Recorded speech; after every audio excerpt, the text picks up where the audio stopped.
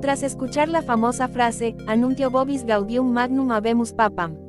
El mundo conoció a Jorge Mario Bergoglio, quien ese día pasaba a llamarse Francisco I.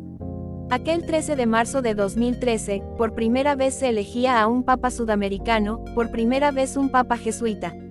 Aquella elección llegaba tras la sorpresa de la renuncia de Benedicto XVI, que cogió con el pie cambiado a las fuerzas vivas del Vaticano, que se vieron sin margen de maniobra para preparar la próxima elección del papa, tal y como algunos cardenales confesaron al periodista irlandés Gerard O'Connell.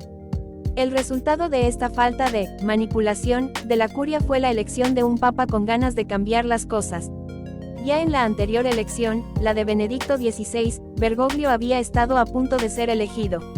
Quizás en aquel momento era demasiado joven para una iglesia anclada en las intrigas palaciegas de la Edad Media. Ratzinger era mucho más conveniente.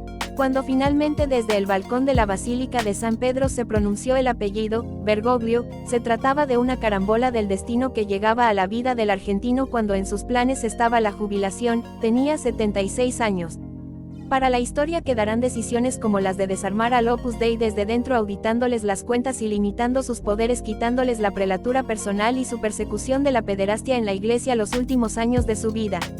Decía a menudo Bergoglio que el caminar sin dejar huella no sirve para nada, quizás porque sus padres tuvieron que caminar un largo sendero para buscar un futuro mejor. El Papa Francisco era hijo de un inmigrante italiano que, como muchos otros, se vio obligado a partir tras el avance del fascismo en el país transalpino, buscando la bonanza en otras latitudes. ¿Cómo no iba Francisco a abrazar a aquellos que llegan a Europa escapando de la guerra si en ellos veía a su padre? Ya en Buenos Aires, Mario José Bergoglio conoció a Regina, la hija de otros inmigrantes italianos, y con ella formó una familia. Aquel joven Mario sabía que en Argentina le esperaban cosas grandes. Había escapado de la muerte unas semanas antes al no poder embarcar en el Principessa Mafalda aun teniendo comprado el pasaje, y eso solo podía ser un buen presagio. El Mafalda reposa en el fondo de la costa de Salvador de Bahía como un recuerdo de que el destino a veces es caprichoso. Jorge creció escuchando aquella historia sobre las casualidades y el destino muchas veces de la boca de sus padres. Ni él ni sus 4 hermanos olvidaron nunca aquello. El Papa Francisco nació 17 de diciembre de 1936 y con apenas 20 años sintió la vocación e ingresó en un seminario jesuita. En ese mismo año tuvo lo que él consideró una prueba de fe. Al poco de emprender su camino religioso cayó enfermo con una grave enfermedad respiratoria que lo hizo debatirse entre la vida y la muerte. De aquella experiencia se llevó una vocación religiosa renovada, el convencimiento de su vida consagrada a la fe, y por el camino se dejó medio pulmón que tuvieron que extirparle para salvarle la vida. El joven Jorge aún bailaría algún tango con su novia antes de continuar por el camino de Dios, ese que lo alejaría definitivamente del amor carnal de su Amalia querida. Su carrera religiosa en Argentina fue al lado de los más necesitados. Quienes lo conocieron en esos años en las parroquias más humildes del país dicen de él que era muy cálido y muy conmovido por el dolor ajeno. Cuando alguna vez le preguntaron por aquellos años al servicio de los más pobres, Bergoglio contestaba que, cuando se juntan la fe y la solidaridad se arma la alegría, y que por eso había disfrutado tanto en los barrios más humildes. Aquel cura comprometido terminó por ser presidente de la Conferencia Episcopal en Argentina durante 5 años y luego obispo de Buenos Aires. En sus actos como obispo de Buenos Aires era muy común que pasase horas bendiciendo los santos que la gente le acercaba, charlando con las madres embarazadas, con los niños de fútbol o con cualquiera que se le acercase para compartirle sus pareceres.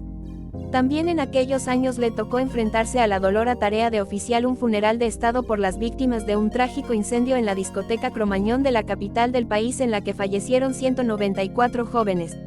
Sobre estos mismos años de trabajo en Buenos Aires contaba una periodista que lo entrevistó que al concertar la charla con el entonces obispo le preguntó si le ponían un coche o si vendría con su chofer en su propio auto, a lo que Bergoglio contestó: no tengo auto, no tengo chofer y no necesito que me mande a buscar.